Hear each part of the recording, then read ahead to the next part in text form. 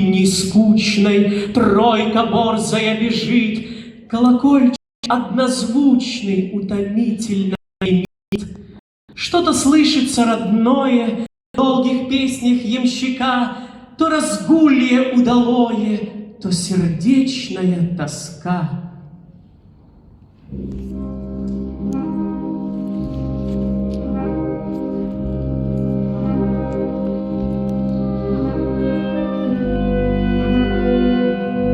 Наступила зима и прекратила их свидание.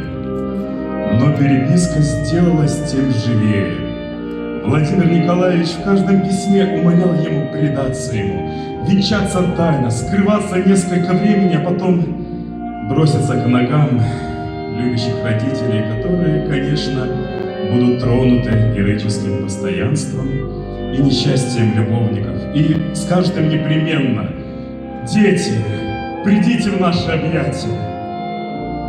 Марья Гавриловна долго колебалась. Множество планов поверила ответа.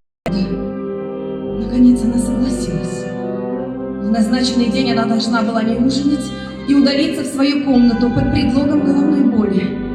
Девушка ее была в заговоре.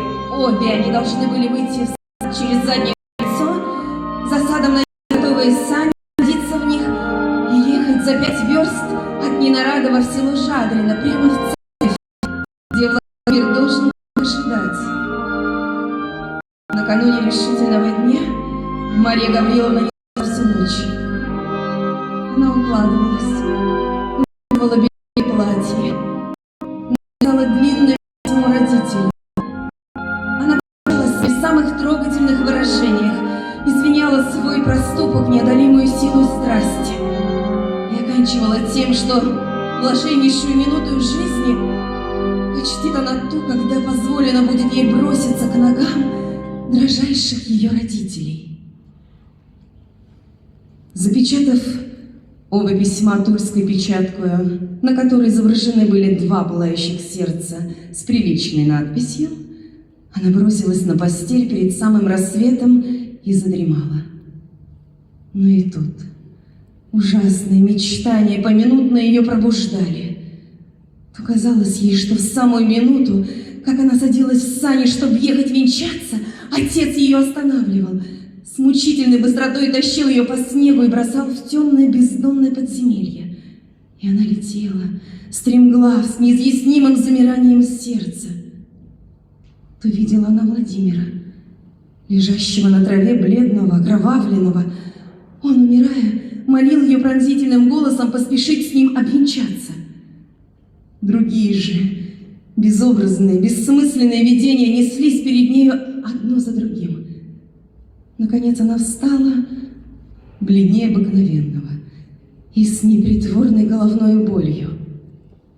Отец и мать заметили ее беспокойство, и их нежная заботливость и беспрестанные вопросы: «Что с тобой, Маша? Не больна ли ты, Маша?» раздирали ее сердце.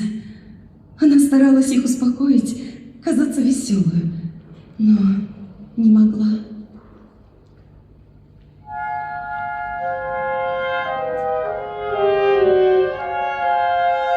Наступил вечер. Мысль, что уже в последний раз провожает она день посреди своего семейства, стесняла ее сердце. Она была чуть жива. Она втайне прощалась со всеми особами, со всеми предметами, ее окружавшими. Подали ужинать. Сердце ее сильно забилось. Дрожащим голосом объявила она, что ей ужинать не хочется, и стала прощаться с отцом и матерью. Они ее поцеловали и по обыкновению благословили. Она чуть не заплакала. Пришед в свою комнату, она кинулась в кресло и залилась слезами. Девушка уговаривала ее успокоиться и ободриться.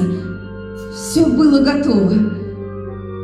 Через полчаса Маша должна была навсегда оставить родительский дом, свою комнату и тихую девическую жизнь.